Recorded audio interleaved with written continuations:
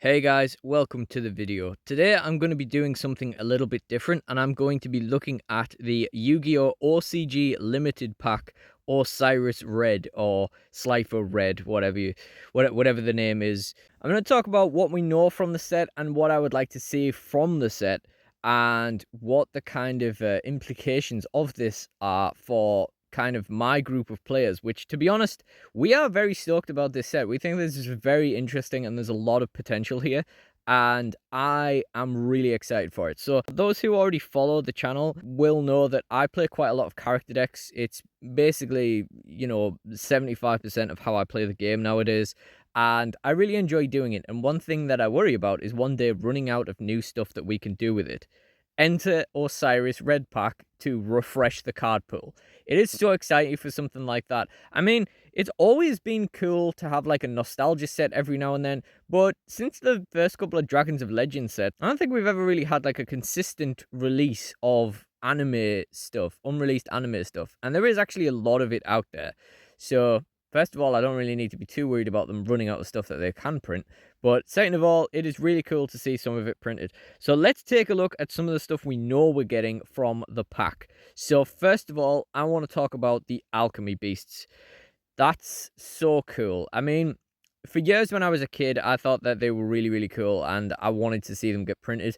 And then when I grew up, I kind of realized why they weren't printed, because you needed a specific spell card to play the specific monster and the monster could attack directly, and that's about it.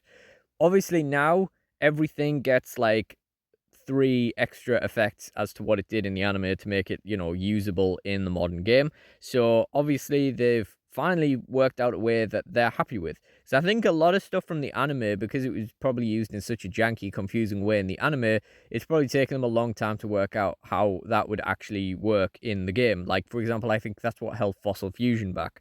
So I think they've probably finally cracked that. And that does lead me into one concerning part that I will mention about these cards getting printed from the anime now, is that, we play the anime effect. So we have a lot of text to ignore on the cards nowadays with them having so many additional effects. But yeah, so first of all, we have Chaos Distill. It's really cool to see this in the deck. It's obviously going to utilize Macrocosmos and bring the Helios monsters in as well. It's really going to be a whole Amnil Professor Banner deck, which is pretty cool. In terms of our character deck applications, that's a completely new character. That is like someone completely fresh added to the card pool. So this is a new card that blanket banishes everything sent to your GY. And once per turn, you can add Macrocosmos or a card that mentions it from your deck to your hand, or banish this card and add a light monster with question mark attack from your deck to your hand. Inadvertent Fortune Lady support. But what I found really weird about this is I would have thought that this very central continuous card that is kind of central to Amnil's whole kind of strategy, I would have thought this would add a monster from your deck to your hand every turn. So, I don't know, whatever. There are some effects later on that I think are perfectly emulated, but we'll get into those at the time. Still, very, very interesting. As far as I'm aware, this is the only card that we know of so far from the Alchemy Beast line. So at least for now, that's the end of that chapter. I'm going to work my way down in order of how the cards are on the list after that Alchemy Beast note, just so I don't miss anything out. But I'm kind of disappointed with the order of stuff, because there's stuff that I'd rather like keep till the end, the best stuff that's like right near the front. But we'll get into this anyway. So first of all, the next thing we have is Maiden in Love. This is really cool. I think it's cool to see the card getting made, but it's kind of useless for our uses. One card isn't going to make the deck playable, and I would imagine if we had Blair's entire Maiden deck, it probably still wouldn't be playable. That being said, I would love to see the rest of Blair's stuff, like the Baby Dragon deck later on and stuff like that. Really, really cool. That would be great. For now, we're talking about Maiden in Love. So, opponent's monsters that attack this card must attack it? Or that can attack this card must attack it, right? Okay. Can't be destroyed by battle. If it battles a monster, at the end of the damage step, you can place one Maiden counter on one face-up monster your opponent controls, or take control permanently of one opponent's monster with a Maiden counter. Emulates what it does in the anime very, very well. Can't say fairer than that. Next, we have one of the cards that got us super excited about the set when it was first announced. Even if we had no idea of how good the set was going to be when it got announced, we have Conduction Warrior Linear Magnum. Now, this is great for 2 reasons. First of all, I play Bastion Misawa character deck, if for nothing else than doing funny voices, and it's really cool to see him get some more stuff, because I really have been just kind of just slightly jamming things in to kind of make a 40 card list. So it's cool to see him get some more stuff. And the other reason is because a friend of mine loves Magnet Warriors. So it was just a case of making sure it definitely was a Magnet Warrior. And it is! Thus, basically ensuring this will be the first deck where my friend will make it the actual deck and I will make the character deck. Conduction Warrior Ligma the Sigma must be special summoned by sending 2 Magnet Warrior monsters whose original level is 4 or lower from your hand, deck, and or face-up field to the GY. You can only summon it once per turn this way. You can target one other Earth monster on the field. This card gains attack equal to half that monster's until the end of this turn. And if this card is destroyed and sent to the GY, add it to your hand. You can only use each effect once per turn. I don't even know which of those is an anime effect. None of them might be, to be quite frank. So we might be ignoring this entire card in character deck use. But isn't it crazy how things can just send 2 monsters from deck to grave now? But very, very cool. Nice to see the boy joining the game. My anecdote for the next card brings me to another talking point for later on, which is what else we can expect from this set. So a few weeks ago, I said to my friend who had just recently tried to play a Chumley character deck, which was nuts for a few different reasons. I pointed out to him that there were koalas in this set list, and that unless there was going to be a load of disjointed, unnecessary koala reprints, they must be getting some support. And here he is, Eucalyptus Mole. A great example of us having to ignore the effect actually is for what it did in the anime. So, if it's normal or special summoned, you could special summon 1 level 4 lower beast monster from your deck in face down defense position. Then, if this card's in attack position, change it to defense position. If it's destroyed, you can special summon 1 koala monster or 1 tree otter from your deck. And if you do, apply this effect until the end of the turn. Non-effect beast monsters you control gain attack equal to their original death. That is a big koala. Now, all it really did in the anime was like, it was like a giant rat, and I think it didn't technically summon a koala. I think it was literally just like a beast-type giant rat. But, I mean, yeah, koalas, it's cool. And this implies there are going to be more koala cards. It would be very cool to see Koala March and stuff like that finally. And this does imply that the reprints that have been confirmed for the set are because they have new stuff coming out. More on that later. Now, here's one that I was super excited to see. Archfiend Matador. This is so damn cool. I'm so happy that this is getting made. Archfiends I've always loved, but like more so the chess Archfiends, of course. And I've always really wanted to play a Titan character deck. But even with every card that was translated into an Archfiend in the GX era, it's still not quite there. But with these Matador Archfiend cards, there should be enough, even though we keep ritual monsters in the extra deck in that format. So that is an entirely new character that we can bring into the pool, and that's what we want to see. And a character I really want to play as well. You can ritual summon this card with Ritual of the Matador. If this card is ritual summoned, you can add 2 Archfiend cards from your deck to your hand. Accept it, and it can't attack this turn. It can't be destroyed by battle, also you take no battle damage from battles involving it, and if it battles a monster, after damage calculation, destroy that monster, and if you do, inflict 1,000 damage to your opponent.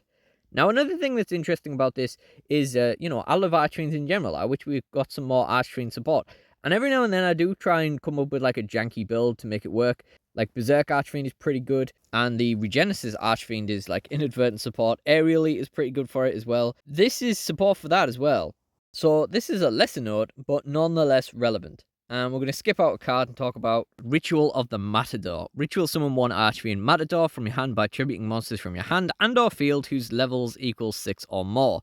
You can banish it from the graveyard, special summon 1 non-ritual Archfiend monster from your hand. So it's pretty good. I mean, even if it's just regular Archfiends is like a goods target, that would be pretty interesting. But yeah, just a ritual spell. It is what it is. Does what it does. Well, what's really interesting about these is we can assume that the other ones, like Picador Fiend, are going to be put in as well. And funnily enough, I was just recently thinking that they probably weren't ever going to make those because one of the new evil hero cards looks like Picador Fiend. So it's funny how that worked out, but we can only assume we are going to get Picador Fiend. Next, we have a bit more of a weird one. Illusion Gate. Nowhere near as bullshit as it was in the anime, where you could just choose to nominate your opponent's brother's soul and then special summon the biggest monster from their graveyard. Yeah, some of the writing. So, pay half your LP, destroy as many monsters your opponent controls as possible, then you can special summon 1 monster from their GY to your field, ignoring its summoning conditions. That's cool and everything. I've no idea how we would play this in a character deck unless we were actually nominating each other's souls. I mean, I guess we'd just have to play the card as it's written, but that's not much fun. But the good news about that is that none of Camula's stuff really exists, so it's really not a big deal. You can't make a Camula character deck, for better or worse. But that does raise the question, is she getting more stuff? Is there going to be Zombie Werewolf, Zombie and Vampire support, and a Camula character deck? Next one is interesting, but not that interesting. It's Prima Light. Now, I actually do play an Alexis character deck, and it took me like 7 years to finish putting it together. I had the list like the whole time, but I just never got around to finishing it off. But Prima Light is not a great card for it. So you can only activate one effect per turn, and only once that turn. Tribute one Earth Warrior monster, and if you do, special summon one Light Warrior monster from your hand or deck. During your main phase, immediately after this effect resolves, normal summon one Warrior monster from your hand. That could be good. During your main phase, you could banish this card from your GY, add one Warrior or Fairy Cyber monster from your deck to your hand. So it could be interesting if you were going to play a Cyber Angel and Lady deck. Better you than me, I guess. But the anime effect of Prima Light was pretty disappointing. The direct translation allowed you to tribute Cyber 2/2 to special summon Cyber Prima from your hand. So we might stick with that tribute Earth Warrior, and if you do, special summon a Light Warrior monster from your hand or deck. Yeah, we might just stick with that, because specifically having Cyber 2/2 and Cyber Prima is a bit specific. I mean, we might play it if you tribute a Earth Warrior, special summon Cyber Prima. It's probably the only target in the hand that you can use. So that's probably 6 and 2 3s now that I mention it. But it is another card for Alexis, because I am stretching it a bit to make that to 40 cards. But it feels like the ice cards are going to be more useful for her. Possibly the least interesting card in the set so far, Heroes Rule number 1, 5 Freedoms. Now, the main reason why I find this card interesting is because it was one of the many cards that we never got in the TCG. So the number 2 existed, but the number 1 did not. I mean, never mind in the TCG, it was just never made. Target up to 5 cards in any GYs, banish them. If this card is in the graveyard, except the turn it was sent there, you can banish it, then target one of your banished elemental hero monsters, special summon it, ignoring its summoning conditions. You can only use this effect once per turn. I don't know which of these it actually did in the anime. I would imagine the first one, maybe. Maybe it did do both. I don't really know. Not the most exciting card in the set. It does imply there's more janky, unused Jaden stuff to come in the set, though, so that's interesting. But I don't know, you ask our Jaden player whether he's using this. Speaking of janky Jaden stuff, here's another one that I forgot about and absolutely didn't recognize from the name. Soul Union. Target one face-up monster on the field and one elemental hero monster in the GY. That monster on the field gains attack equal to the attack of that other monster in the GY until the end of this turn. Then if an elemental hero normal monster is in your field or GY, you can fusion summon one elemental hero fusion monster from your extra deck by banishing its materials from your GY. Wow, there's no way it did that in the anime. I'm gonna imagine he probably used this on like Wing Karibo or something, maybe like a Hero Kid or something. But yeah, kind of interesting. This might get played, I don't know. Now, interestingly, that is the last new card on Yugipedia, but that was the exact moment I found out Lightwater Dragon is a jump promo and is not in this set, which means I don't have the talking point of there being retrains and stuff in this set, as well as like anime unreleased stuff. But I digress. That is the end of the new stuff. It definitely is.